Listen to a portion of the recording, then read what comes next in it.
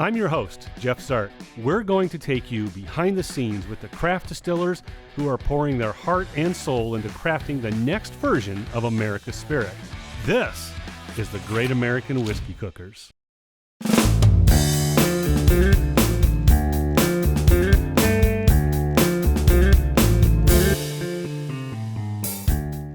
Welcome to this edition of the Great American Whiskey Cookers Follow-Up Tasting. I'm Jeff Sart, your host, and I'm joined by some friends of the show and Patreon supporters, Big Human, Sad, Rob, who you guys have seen before, and Tom, one of our new supporters of the show. Tom, you're a winemaker, correct? Yep.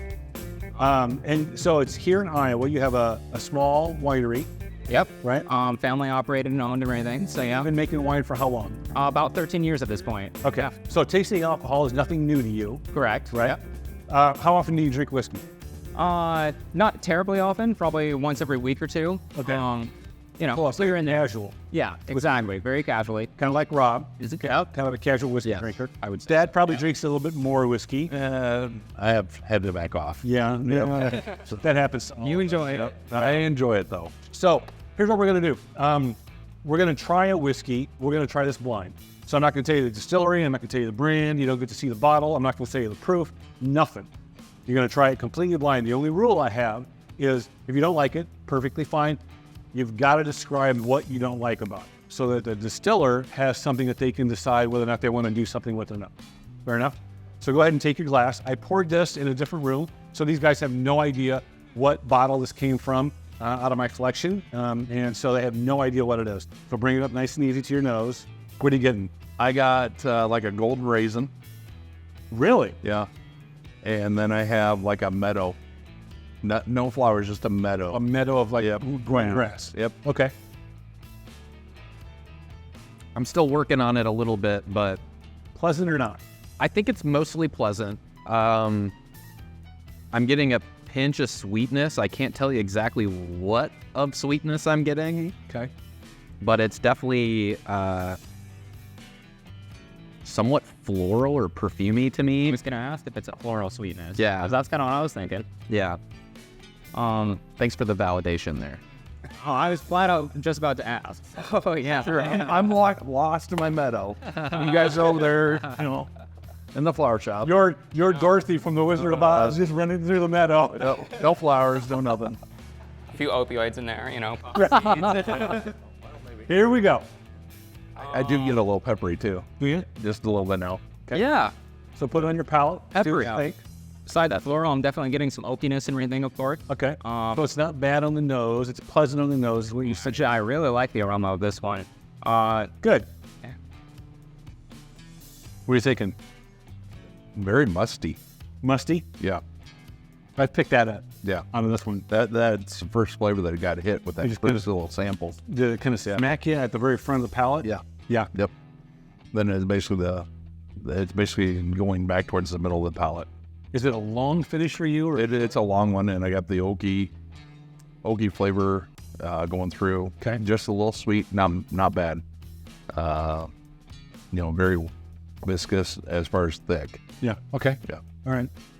Rob, what are you thinking? It's hard for me to comment about like the thickness of something that's a liquid on my tongue. Yeah.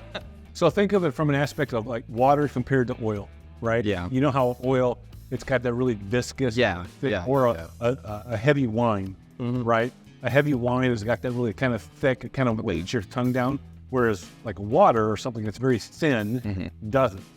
You let me know if you think this makes sense. When you taste it, when you hold it in your mouth and you chew it a little bit, I feel it open up and go across my tongue, and it feels like it like melts into like a different flavor, kind of. Okay. Yeah. It's like a transformation happening on your tongue. Yep. That's perfectly legit. Okay. That's your experience with the whiskey. And that's what a lot of people I think miss is what's your experience with the whiskey? Because not everybody is going to experience a whiskey the same way. Right? Just like wine. Yeah. You're not going to experience wine the same way. You've been doing it for 13 years. I don't drink wine all that often. I gravitate towards a heavier wine, a red or a cab, right? Whereas the lighter wines they don't sit well with me. I don't like the feel in my mouth or the finish I get from them. Whiskey the same way. How does it feel in your mouth, and how does it finish for you, and how does it sit with you? Does it burn going down? Whiskey shouldn't burn going down. If it's burning, you're drinking the wrong whiskey. Now, burning versus warmth. Warmth going down is perfectly valid, right? Warmth is different. Yeah. Yeah. Yeah. And a lot of times you'll hear whiskey drinkers talk about the Kentucky hug, Okay. and that's that warmth that you get as it comes down into your system, right? It's a nice warm Kentucky hug that makes you go, oh my God, I'm gonna need Tomes. Oh yeah, for sure. That's burden, Yeah. right? That's something you don't want. You don't want that. And if that's what you're getting, then what? I call that a thad tad. It's how you guarantee to add just a tad Of water? of water, and I learned it from Thad. Bad. So you Just take your cap and you put just a tiny little tad in, and then you put a tad into your glass. That way you don't overdo it. I got raisin bread now that I added water. Really? Oh, yeah. So what are you thinking, Tom? I'm really enjoying it. I'm having a lot of trouble placing the flavors though. Okay. I'm definitely getting, it has to be American oak. I mean, that very bold oaky flavor. Sure. I want to say a little bit more, it's in that woody range. Like, I mean, we're looking at this wheel here and everything that has all these different descriptors, and I'm kind of leaning towards like maybe the walnuts. Okay. Like, I don't know, I'm a little iffy because not like the actual, what do you call it, the meat of the nut. Sure. As opposed to like, walnuts fall off the trees in the autumn here and everything. It doesn't smell or taste anything like that, but like the actual walnut itself. Walnut nut. Yeah, that's kind of what I'm picking up on. Yeah, the finish for me is, I enjoy the finish on this. Oh yeah. When I first put it in my mouth, I got kind of that mustiness that you got, right? But the finish I enjoyed, and the nose I enjoyed, but the first putting it on my palate, I didn't necessarily enjoy it as much. Now, this has gotten better since it's been open for me. Yeah. I've had this bottle for a while. And this is actually the very first, I didn't give you guys proof yet. the very first distillery that we ever filmed at. And this is, Okay. Oh yeah. so the guy who does this was the principal at Kurt's High School. Kurt, did I get that right? Superintendent. He was, and he now makes whiskey. So this is Rock River. It's called Double Barrel Bourbon, 90 proof. Okay. Right? And it's sold here in Iowa. So it's a very small distillery. When I say small, I mean one guy. Wow. And it's his passion project, and this is what he's doing in his retirement. And that's what we're finding with some of these distillers. It's not necessarily retirement, but it's a passion project for what they're doing. And they're making some really fun stuff.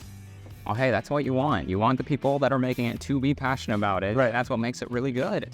Yeah. I mean, So here's their question. Would you keep it on your bar?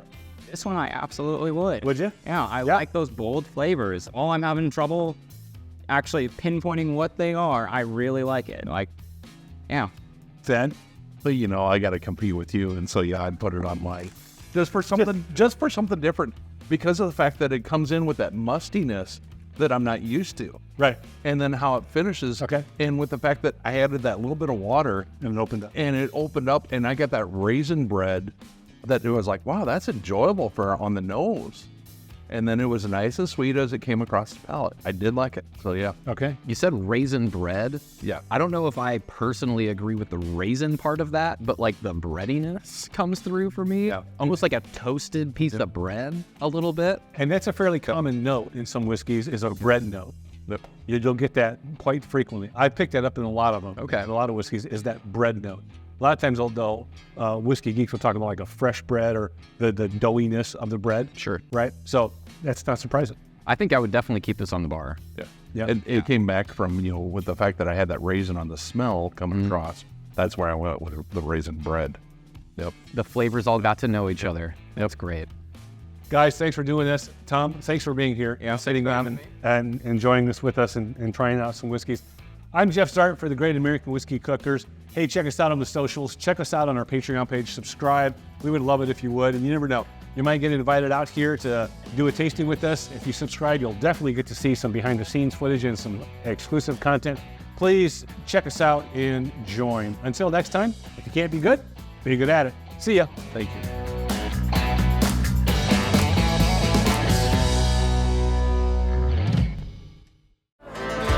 And I just said, life is short, man. I'm going to do what I want to do. And so took the plunge and bought a still and applied for my license and started messing around and started tasting whiskey. And I had a couple health problems, and I said, this is not how I'm going to go out. I'm going to do something different with this. And so I started doing something I enjoyed, and did a lot of research. I bought a lot of whiskey. There's not much of it left.